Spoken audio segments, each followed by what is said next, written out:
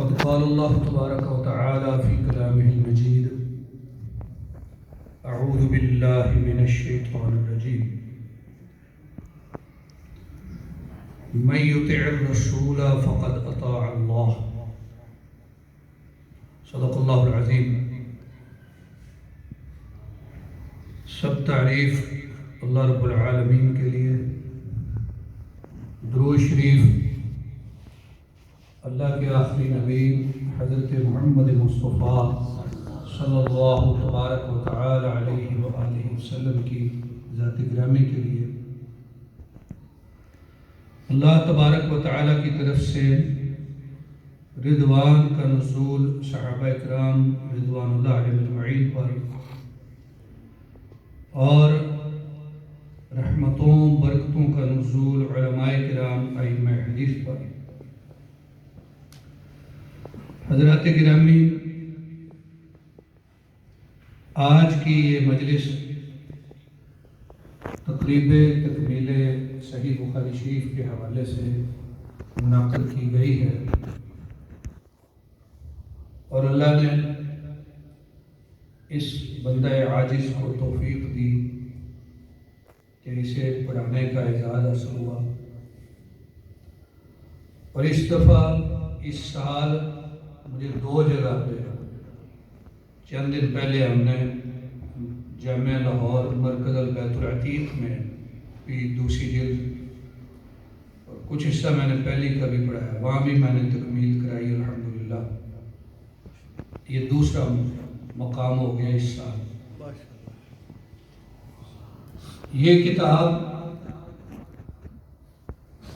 پیارے رسول صلی اللہ علیہ وسلم کی احادیث پر مشتمل ہے، اور اسے اصح الکتب بعد کتاب اللہ سمجھا جاتا ہے۔ قرآن پاک کی آیت جو میں نے آپ کے سامنے ایک حصہ اس کا پڑھا ہے، ارشاد ہے جو رسول کی اطاعت کرے گا اس نے اللہ کی اطاعت کرنی۔ تو رسول اللہ صلی اللہ علیہ وسلم کی اطاعت کے لیے آپ کے فرامین اور آپ کی سنتوں سے آشنا ہونا ضروری ہے، اور اس میں سب سے بہتر اور سب سے صحیح معتبر کتاب صحیح بخاری شریف ہے۔ صحیح بخاری شریف کے حوالے سے بعد کے علماء بیان کریں گے۔ مجھے حضرت امام بخاری کے احوال کے متعلق گفتگو کا کہا گیا۔ بخارا ماوراء النہر کے علاقوں میں ایک شہر ہے، موجودہ صورتحال کے مطابق ازبکستان جو ملک ہے اس کا یہ شہر ہے، اور اب بھی موجود ہے۔ یہاں پر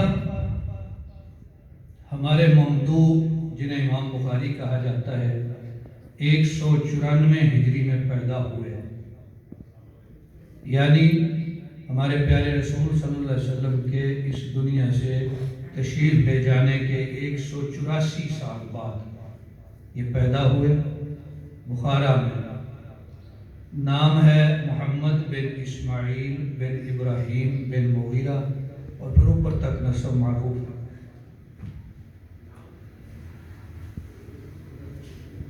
امام بخاری 194 میں پیدا ہوئے۔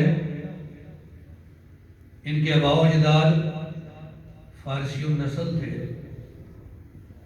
حاکم بخارا یمان جعفی کے ہاتھ پر اسلام قبول کیا، اس لیے ان کے نسب میں جعفی بھی نسبت ذکر کی جاتی ہے۔ جب 10 سال کے تھے تو پڑھائی میں بڑا شوق تھا، بڑی توجہ تھی، بڑی لگن تھی، بڑے ذہین اور لائق تھے شروع سے۔ اور اس سے پہلے یہ ہے کہ بچپن میں بصارت جاتی رہی، یا بعض نے کہا مادرزاد نبینا تھے، تو والدہ ان کی دعائیں کرتی رہی کہ اللہ میرے بیٹے کی آنکھیں صحیح کر دے، میں اسے تیرے دین کی خدمت کے لیے وقف کر دوں گی۔ ایک رات ایسے ہی دعائیں کر کے سوئی تھی کہ خواب میں حضرت ابراہیم علیہ السلام کی زیارت ہوئی اور انہوں نے بیٹے کی بینائی لوٹ آنے کی بشارت عطا فرمائی۔ جب اٹھ کے دیکھا تو واقعتاً ایسا ہی ہو گیا۔ اس سے معلوم ہوتا ہے کہ ان کی والدہ بڑی نیک تھی اور ان کے والد صاحب اسماعیل جو ہیں، ان کے والد محمد بن اسماعیل وہ بھی بڑے عالم تھے، عالم بھی تھے، تاجر بھی تھے، امام مالک کے شاگرد تھے، اور ان کے تعلیم و تعلم کا ذکر بھی ملتا ہے، البتہ کسی تصنیف کا ذکر نہیں ملتا۔ ان کے والد صاحب بڑے نیک آدمی تھے اور کاروبار تجارت بھی وسیع رکھتے تھے، اس لیے اپنے بیٹے کے لیے جو مال چھوڑ کے گئے وقت وفات اپنے ایک شاگرد کو بتایا کہ میں نے اپنے مال میں ایک درہم بھی شبہ والا نہیں چھوڑا۔ آپ اندازہ لگائیں، ایک درہم، 1 روپیہ، وہ بھی شبہ والا۔ ہمارے یہاں تو یہ معلوم نہیں ہوتا کہ لاکھوں کروڑوں کی حیثیت کیا ہے۔ بعض سراسر ممنوع اور حرام ذرائع سے آتے ہیں۔ انہوں نے کہا 1 درہم بھی شبہ والا نہیں چھوڑا۔ تو جس کے والدین اس طرح کے ہوں، نیک اور پرہیزگار اور مالی معاملات میں صاف و شفاف، نیکی کرنے والے، دعا کرنے والے، علم والے، عمل والے، یقیناً ان کی اولادیں بھی نیک ہی ہوتی ہیں، اور والدین کی دعاؤں کا بڑا اثر ہے، اور دعاؤں کی قبولیت میں رزق حلال کھانے کا بڑا اثر ہے۔ حدیثی میں آتا ہے کہ ایک مسافر آدمی کے سفر میں دعا زیادہ قبول ہوتی ہے، بال بکھرے ہوئے، کپڑے گرد آلود، دعا کرتا ہے یا ربی دعائیں کرتا ہے، لیکن کھانا حرام ذرائع سے، پینا حرام کا، لباس حرام کا۔ اللہ کے نبی فرماتے ہیں انا یستجاب لذالک، بتائیے کہ اس کی دعا کیسے قبول ہے۔ اگر اولادوں کو نیک اور فرما بردار بنانا ہے تو رزق حلال کا اہتمام کیا جائے۔ یہ امام بخاری کے والد محترم نے ایک بڑی خوبی چھوڑی۔ جیسے عرض کیا 10 سال کی عمر میں بڑی لیاقت و قابلیت ہو گئی تھی، حتیٰ کہ واقعات کی تفصیل میں نہیں جاتا، بعض دفعہ اساتذہ سے گزارش کرتے کہ استاد صاحب آپ نے یہ جو بات بتائی ہے یہ اس طرح نہیں بلکہ اس طرح ہے۔ استاد کہتے کہ یہ بچہ اس کو کیا پتا ہے، لیکن پھر جا کے جب اپنی کتاب میں اپنے لکھے ہوئے میں چیک کرتے تو پھر تسلیم کرتے کہ اس بچے نے صحیح بتایا۔ 16 سال کی عمر ہوئی تو چونکہ والد صاحب تو ان کے ابھی چھوٹے تھے جب فوت ہو گئے، اپنی والدہ اور بڑے بھائی کے ساتھ حج کرنے کے لیے گئے۔ 16 سال کی عمر، حج کے بعد، اب 16 سال بہت بڑی عمر نہیں ہوتی، لیکن حج کے بعد اپنی والدہ اور بھائی سے کہنے لگے کہ آپ بخارا شہر واپس چلے جائیں، میں نہیں جاؤں گا۔ پھر مکہ شریف میں ٹھہر گئے، وہاں کے علماء سے علم حاصل کیا، پھر وہاں سے مدینہ منورہ گئے، وہاں کے علماء سے علم حاصل کیا، پھر مملکت اسلامیہ کے دور دراز شہروں میں بھی گئے، وہاں کے علماء سے علم حاصل کیا۔ پیسے تو بہت ساتھ رکھے تھے لیکن آہستہ آہستہ ختم ہو جاتے ہیں، اس لیے ان اسفار میں انہیں مال اور خوراک کے حوالے سے کئی تنگیوں کا سامنا بھی کرنا پڑا، اور جوتے بھی گھس گھس کے ختم ہو گئے، تو بسا اوقات پھٹے ہوئے کپڑے، ٹاکیاں اور چمڑے کی چیزیں اپنے پاؤں کے ساتھ بطور جوتا باندھ لیتے تھے، اور اس کے باوجود کئی دفعہ چلتے چلتے ان کے پاؤں زخمی ہو جاتے تھے، اس لیے کہ جوتے نہیں تھے۔ اس طرح علم حاصل کیا، پھر علم حاصل کرنے کے بعد اس علم کو آگے پھیلایا، علم کے ساتھ ساتھ عمل کی بھی بڑی دولت پائی تھی اللہ کی توفیق سے، نہایت پرہیزگار اور تہجد گزار، عموماً 3 دنوں یا راتوں میں قرآن پاک ختم کرتے ہیں، اور ایسے نیک تہجد گزار تھے کہ اللہ کے ہاں ان کی دعا کی بڑی قبولیت تھی، اور بسا اوقات فرمایا کرتے تھے کہ میں دعا نہیں کرتا، اس لیے کہ میں جو بھی دعا کروں اللہ قبول کر لیتے ہیں، تو مجھے ڈر لگتا ہے کہ اللہ میری نیکیوں کا بدلہ مجھے دنیا میں ہی نہ دے، میں جو بھی دعا کرتا ہوں قبول ہو جاتی ہے۔ اس طرح اللہ تعالیٰ نے یہ بھی شان عطا فرمائی تھی، اور بصارت جو لوٹی ویسی عمدہ اور مضبوط نگاہ تھی کہ چاندنی راتوں میں بیٹھ کے کتاب لکھتے تھے، چاند کی راتوں میں تاریخ چاندنی راتوں میں لکھی۔ امام صاحب کی صحیح بخاری شریف کے علاوہ بھی کتابیں ہیں، تاریخ بھی ہے، الادب المفرد بھی ہے، اور دیگر کتابیں بھی ہیں۔ صحیح بخاری شریف حضرت امام نے 16 سال میں لکھی، یہ اچانک یا ناگہانی کام نہیں ہے، اس پہ بڑی محنت صرف ہوئی، 16 سال لگے ہیں اس کتاب کو لکھنے میں، اور معتبر روایات کے مطابق مسجد الحرام شریف میں خانہ کعبہ کے سامنے حجر اسود اور ملتزم کے درمیان عموماً بیٹھ کے پہلے وضو کرتے، 2 رکعت پڑھتے، استخارہ کرتے، پھر حدیث شریف نقل فرماتے۔ اور ابواب کے بارے میں کہا گیا کہ مسجد نبوی کا وہ مقام جسے اللہ کے پاک نبی صلی اللہ علیہ وسلم نے فرمایا کہ جو میرے گھر اور میرے منبر کے درمیان جگہ ہے وہ جنت کے باغوں میں سے ایک باغ ہے، روضۃ من ریاض الجنہ، وہاں بیٹھ کے حضرت امام نے بخاری شریف کے ابواب لکھے۔ اس لیے اہل علم کہتے ہیں فقہ البخاری فی ابوابہ، امام بخاری کی فقہ تو ابواب میں ہے۔ یہ بہت بڑے فقیہ ہیں، اور امام بخاری فقہ الواقع کے حامل ہیں، ایسی فقہ جو پیش آ جائے تو مسئلہ حل کر دے، جبکہ دوسرے لوگ فقہ الفرض کے حامل ہیں، فرضی فقہ سے مسائل بنائے، فقہاء نے بڑی بڑی کتابیں لکھی، اگر فرض کرو ایسا ہو جائے تو ایسا جواب ہے، ایسے ہو جائے تو ایسا جواب ہے، لیکن وہ فرضی فقہ جب امر واقعہ پیش آیا تو کسی مسئلے کو حل نہیں کرتی۔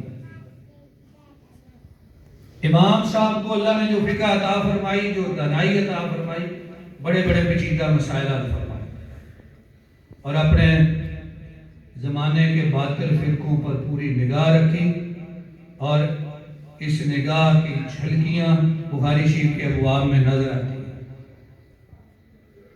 بات کو مختصر کرتے ہوئے حضرت امام بخاری رحمہ اللہ چونکہ آپ کی شہرت اور علمی مرتبہ پوری مملکت اسلامیہ میں پھیل گیا تھا، اس لیے جہاں بھی جاتے لوگ دیوانہ وار جمع ہوتے، استقبال کرتے، آپ سے علم حاصل کرتے۔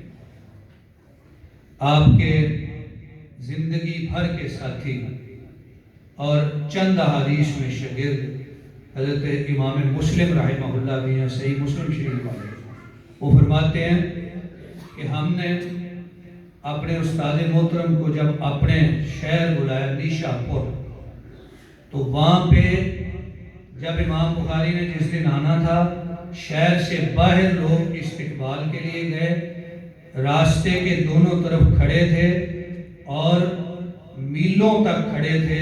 امام مسلم فرماتے ہیں کہ میں نے جو دیکھا، حضرت امام بخاری کے استقبال کے لیے جو لوگ باہر گئے، ان میں 4000 بندے گھوڑوں پر سوار تھے، ان کے علاوہ جو خچروں پہ سوار تھے یا اونٹوں پہ سوار تھے یا جو پیدل تھے، ان ان کا میں شمار نہیں کر سکا۔ 4000 بندے گھوڑوں پہ سوار تھے اور وہ اس سڑک اور اس راستے کے دونوں جانب کھڑے تھے جدھر سے امام بخاری آ رہے تھے۔ اس طرح کا مرتبہ دنیا والوں نے امام بخاری کو عطا کیا رحمہ اللہ تعالی۔ ایک دفعہ بغداد جانا ہوا تو بغداد کے لوگوں نے امتحان کا پروگرام بنایا۔ 10 بندے تیار کیے، ان 10 بندوں میں سے ہر ایک کو 10 حدیثیں دے دی۔ ان احادیث کے متون اور اسانید میں رد و بدل کر دیا۔ امام صاحب کو جب مجلس میں بیٹھے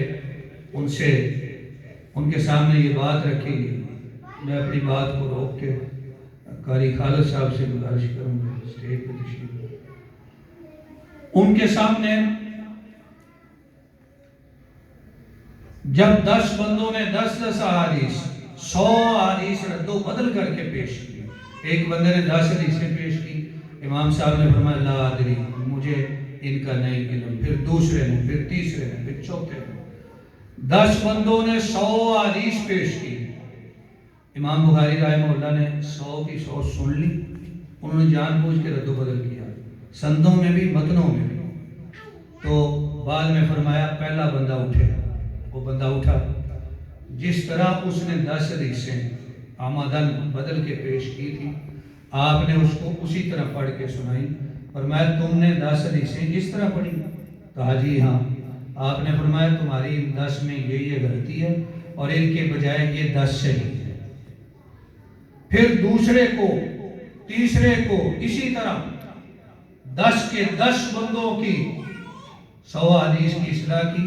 آپ اندازہ لگائیں کہ اللہ نے آپ کو کیسا حافظہ اور ذہانت عطا فرمائی تھی کہ 1 سے لے کے 100 تک جس طرح انہوں نے سنائی وہ بالکل آپ نے اسی طرح یاد رکھی، انہیں دہرا کے سنائی فوری طور پہ، اور پھر ان کی جگہ پہ 100 صحیح بھی بتا۔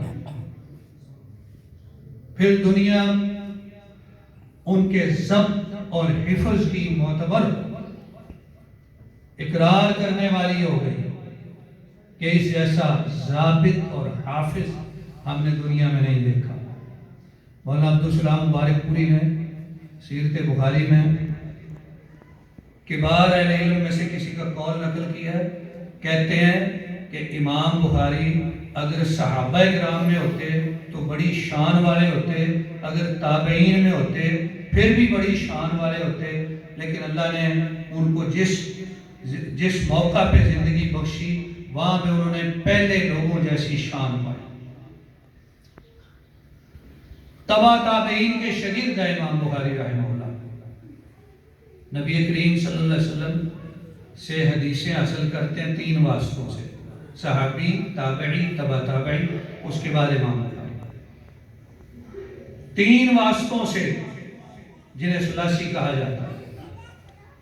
امام بخاری رحمہ اللہ جیسے کہ پہلے عرض کیا تجارت بھی کرتے تھے، مالی معاملات میں بھی نہایت پاکیزگی اور صفائی رکھتے تھے، اپنے آپ سے تہمتیں بھی دور رکھتے تھے اور بڑی سخاوت بھی کرتے تھے۔ ان کی سخاوت کے واقعات ان کے جانے کے بعد لوگوں نے بتایا۔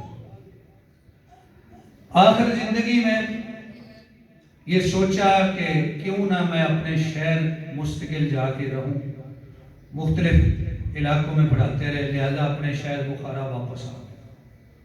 جب واپس آئے تو شہر کے حاسد نہیں تھے، لیکن آنے کے بعد حسد ہو گیا۔ جب امام صاحب آئے تو پہلے جو علماء تھے ان کو حسد ہو گیا کہ ان کا تو مرتبہ بہت بن گیا ہے۔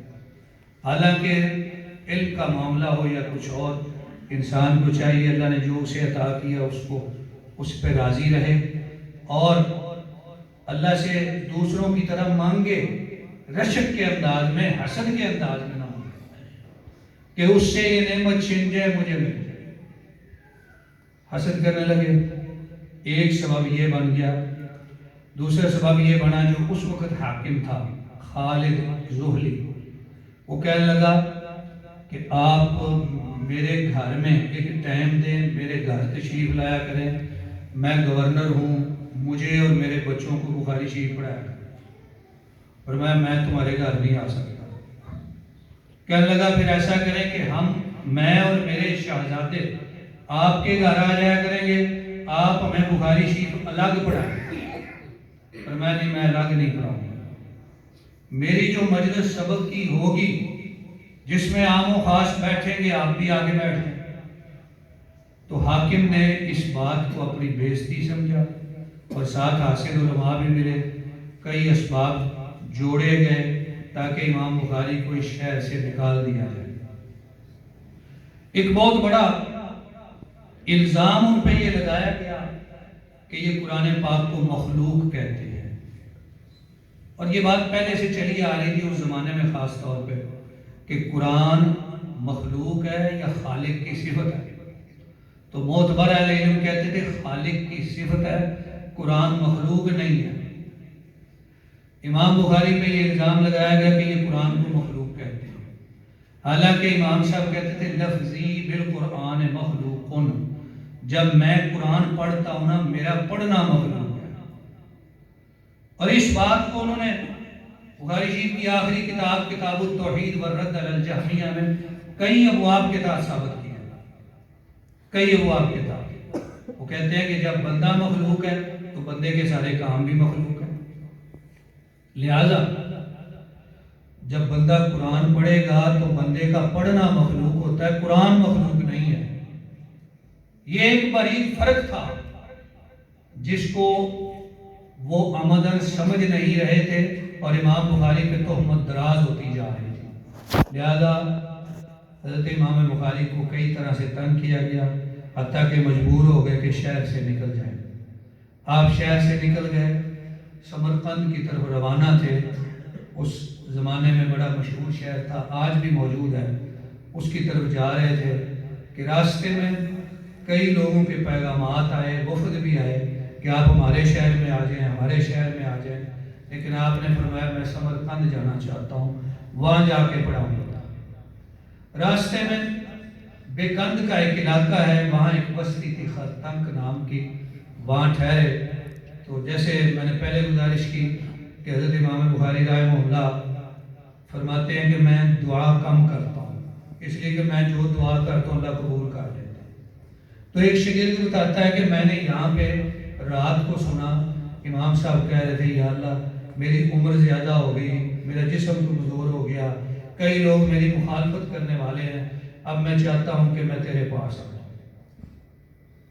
لہذا اللہ تعالیٰ نے وہ دعا قبول فرمائی، اور اسی مقام پہ خرتنک بستی کے باہر شوال کا چاند جس دن طلوع ہوا عید الفطر کا سن 256 ہجری کا، اسی شام ادھر عید کا چاند نکل رہا تھا، ادھر علم کا یہ چاند غروب ہو گیا۔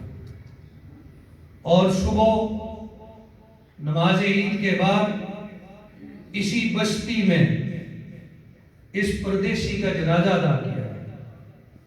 پردیسی اپنے وطن سے دور، لیکن اللہ جانتا ہے کہ دنیا کہاں کہاں سے آئی، اتنا بڑا جنازے کا اجتماع اس علاقے میں کبھی نہیں دیکھا گیا۔ جو جنازہ حضرت امام بخاری رحمہ اللہ کا ہوا، پھر صاحب تاریخ بغداد علامہ خطیب بغدادی لکھتے ہیں کہ علامہ احمد الطرادیسی فرماتے ہیں کہ میں نے خواب دیکھا، میں خواب دیکھتا ہوں، مجھے اللہ نے خواب میں اپنے پیارے نبی جناب محمد مصطفیٰ صلی اللہ علیہ وسلم کی زیارت عطا فرمائی۔ میں نے آپ کو دیکھا کہ آپ اور آپ کے چند اصحاب گویا کسی بندے کے منتظر کھڑے ہیں۔ میں نے خواب میں حضور سے گزارش کی یا رسول اللہ صلی اللہ علیہ وسلم آپ کیسے کھڑے ہیں، گویا کسی کے منتظر ہیں۔ فرمایا ہاں میں محمد بن اسماعیل بخاری کا انتظار کر رہا ہوں۔ یہ شخص کئی دنوں بعد خبر سنتا ہے کہ امام بخاری رحمہ اللہ وفات پا گئے، پھر اس دن کا تعین کرتا ہے اور پھر اس دن کے تعین کے بعد بتاتا ہے کہ جس دن میں نے یہ خواب دیکھا حضرت امام بخاری کی وفات اس دن ہوئی تھی۔ اللہ تعالیٰ نے انہیں یہ شان عطا فرمائی۔ پھر بعد میں یہ بھی ہوا کہ قبر کی مٹی سے خوشبو آنے لگی، پھر قبر سے لوگ مٹی لے جانے لگے، حتیٰ کہ پھر اس پہ پیرا لگایا۔ امام بخاری رحمہ اللہ کی زندگی میں ان سے لاکھوں لوگوں نے بخاری شریف پڑھی۔ پھر یہ سلسلہ ہر دور میں جاری رہا، آج بھی جاری ہے۔ اور ہم سمجھتے ہیں کہ پڑھنے پڑھانے والے جہاں نبی کریم صلی اللہ علیہ وسلم کی احادیث پڑھ کے اجر و ثواب کے حقدار بنتے ہیں، وہاں اس کتاب کو لکھنے والے امام محمد بن اسماعیل بخاری بھی اجر و ثواب کے حقدار بنتے ہیں۔ 256 ہجری میں حضرت امام بخاری نے 62 سال کی عمر میں وفات پائی۔ امام بخاری رحمہ اللہ کے حالات زندگی کے حوالے سے بہت ساری باتیں قابل ذکر تھی، جنہیں میں وقت کی قلت کے پیش نظر مختصر کر کے یا صرف نظر کر کے اپنی بات کو تکمیل کی طرف لے جاتا ہوں، اور یہ بات بتانا چاہتا ہوں کہ آج سے 1187 سال پہلے حضرت امام بخاری کی وفات ہوئی ہے۔ 1187 سال پہلے ان کے جو شاگرد تھے، پھر ان کے شاگرد، پھر ان کے شاگرد، یہ درمیان میں 18 بندے بنتے ہیں۔ ان 18 بندوں کے واسطے سے میں امام بخاری رحمہ اللہ کا شاگرد ہوں، اور اسی ایک واسطے کو آگے بڑھا کے میں حضرت امام بخاری کی یہ کتاب پڑھاتا ہوں۔ اللہ تعالیٰ ہمیں ان محدثین کی خدمات کو تسلیم کرنے اور جو انہوں نے ہمارے لیے خدمات کی ہیں انہیں قبول کر کے ان کی کتابوں کو پڑھنے اور عمل کرنے کی توفیق عطا فرمائے۔ آمین۔ وآخر دعوانا الحمدللہ رب العالمین۔